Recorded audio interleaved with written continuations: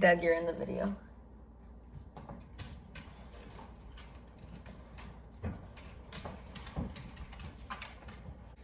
Okay, so let's start. Okay, so this is the case of Dylan Redwine. Dylan Redwine is a 13-year-old boy who lives with his mom, Elaine, and his brother, Corey, in Colorado.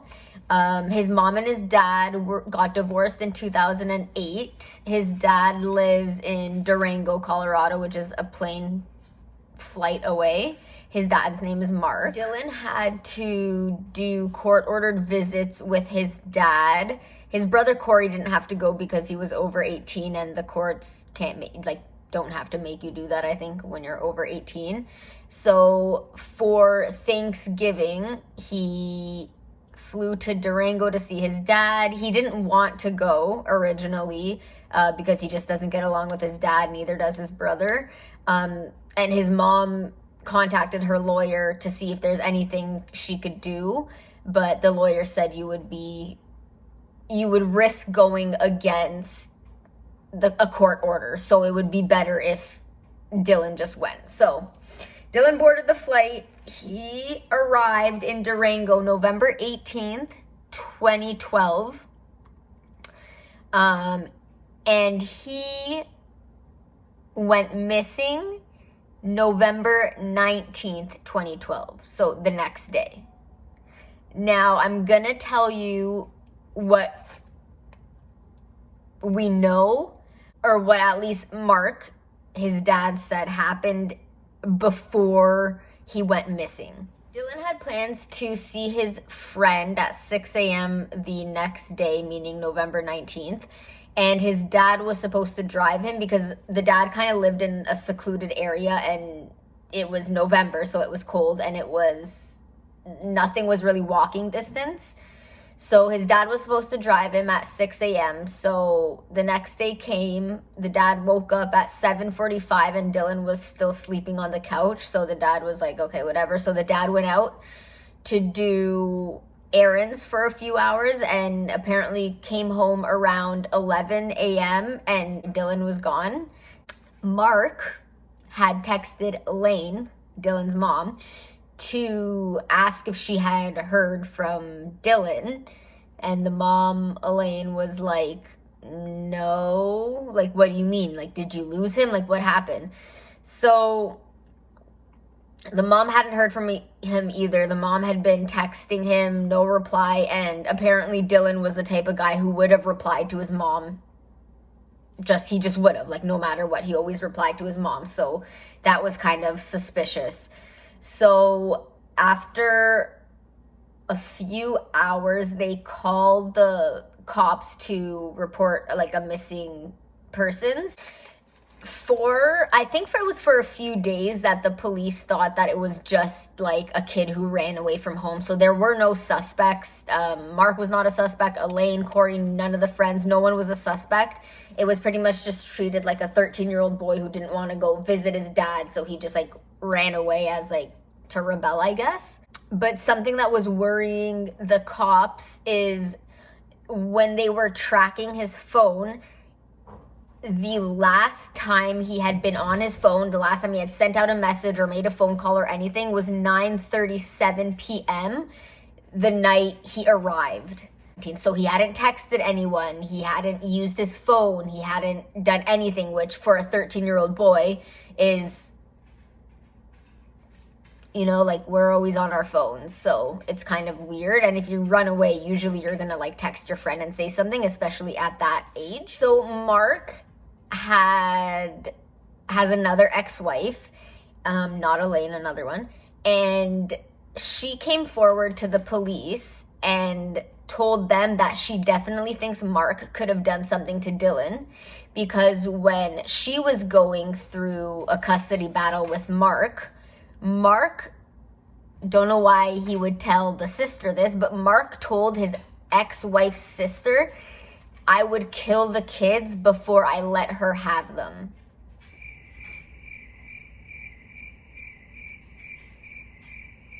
Again, a few months had gone by and nothing was coming to the surface and still there were no suspects. So the mom, Elaine, went on the Dr. Phil show with Corey and Mark to try to get some answers, to try to get some help, to try to get some publicity about this.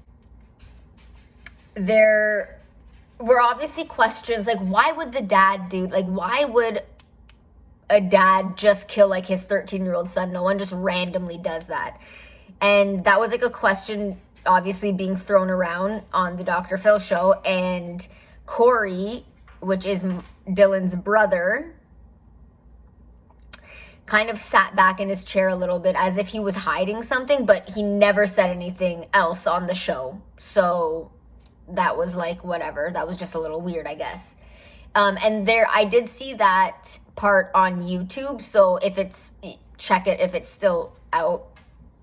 It's Dylan Redwine case on Dr. Phil. I'm sure it'll pop up if you search that. They wanted to take a polygraph test, like a lie detector test on the Dr. Phil show. And he had, I think, 2 or 3 different opportunities to do so. But you'll see it again if you look on YouTube, if you find the video. He goes in completely willing, like, yeah, of course I'll do the test, whatever. Goes in, you know, like, actually I'm not really feeling good. I've been up all night, making excuses like this. He did that on 3 different occasions. If your son is missing, I would expect you to do whatever the fuck you can to try to find him.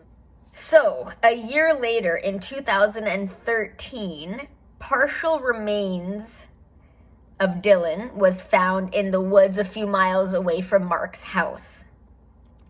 But there was never a skull recovered, so it was just his bones at this point. A few years later, in 2015, actually, hikers found his skull. In 2017, Mark was arrested, and due to COVID, a lot of things had to be postponed. So he actually was found guilty in 2021 because his trial had to be postponed. So he was found guilty in 2021 for second-degree murder and child abuse resulting in death. So that pretty much means that he hadn't planned to kill Dylan, but something may have happened and maybe he got angry or something and beat Dylan, and then Dylan ended up dying and he tried to cover his tracks, something like that. So, what was the motive, do we think? So, in court, remember how on the Dr. Phil show it seemed like Corey was holding something back? Well, he finally revealed in court, because you're not supposed to hold shit back, Dylan, Mark, and Corey were on a road trip for Father's Day, and while Mark was sleeping, Corey and Dylan went on his laptop, where they discovered pictures of their dad in a red lacy bra with a diaper on, covered in feces, and in the next picture, it was the diaper in his hand, and he was smushing the feces on his face and also eating it. So they say that that was the motive. Corey thinks that was the motive. The brother himself thinks that was the motive. He said that any little part of like respect that they had for their dad had been completely shattered once they saw that. And it wasn't just because of that. I mean, he was a shitty dad. That's what, like, people have said. Corey took pictures of those pictures on his phone just kind of so they could have it, I guess, for, like, blackmailing reasons maybe, because they didn't really like their dad that much. And Dylan actually asked Corey to send him those pictures because he, quote, wanted to show his dad who he really was. Corey thinks the motive was Dylan kind of showed him the picture of himself, and the dad got mad and like beat him, and then he ended up like beating him to death, and then he needed to cover his tracks type of a thing.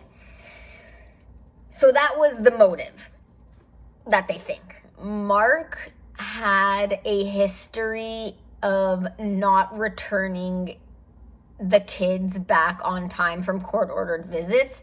The times he would return them was when like a cop would come to his house and he'd pretty much be like, oh, I just lost track of the time. So he didn't exactly have the best reputation when it comes to his kids. The night that Dylan went missing, a deputy fire chief said that at 11 p.m., Mark turned off all the lights, and that was, it was odd, very odd, end quote. And that's because when people go missing, you tend to leave the lights on so they could find their way home. So they, you know what I mean? Like your 13-year-old son goes missing and you turn all of the lights off at 11 p.m. on the first night he's missing. Like, you know what I mean? It's kind of weird. And so we can talk about evidence now. I think most of it is like circumstantial evidence, and that's because they don't have obviously like a picture of him killing him. It's a bunch of little things I think that they kind of pieced together to find him guilty. The phone hadn't been used since 9:37 the night before he went missing, which is why they don't think it was like a runaway. So one thing I didn't mention is there was a little traces of blood in the living room. Some of it was Mark's and some of it was Dylan's, but it wasn't enough to be weird. Like in your house, I'm sure you've cut your finger before and there's blood in your house. You know what I mean? Like it wasn't something to be like, holy shit, that's a crazy amount of blood. But the suspicious thing is that Mark kept changing the story of why the blood was there. The first version of his story was that, oh, Dylan had a cold sore that was oozing. And I've not seen a cold sore oozing blood all over the carpet. I've not seen that. I don't know what he's watching.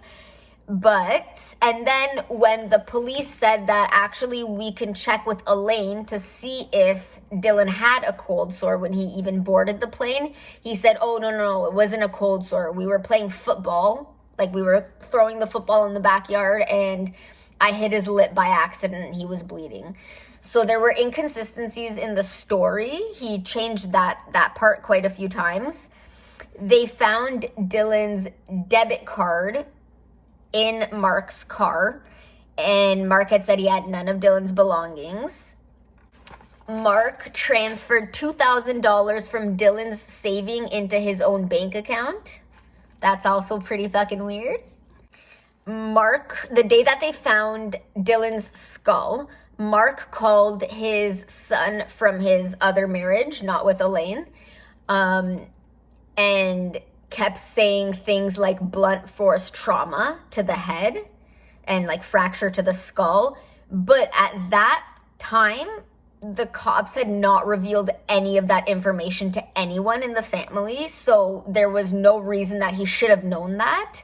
And when they did do the I don't know if is this still an autopsy with the brain? I don't know, or with the skull, whatever it's called, it was blunt force trauma to the head. So that's another weird thing. The courts did have, I guess the prosecution did hire an animal expert because Dylan went missing in November, and it was in the woods that they found his body behind the dad's house. You could say, he could have got lost and an animal got him, but animal expert said that because the bones were still intact, they don't think it would have been an animal. In that area, there's a lot of bears, but because it was in November, the bears would have been hibernating at that time. So they think it's pretty okay to rule out the fact that it was not an animal who did this. And I just want to go back to the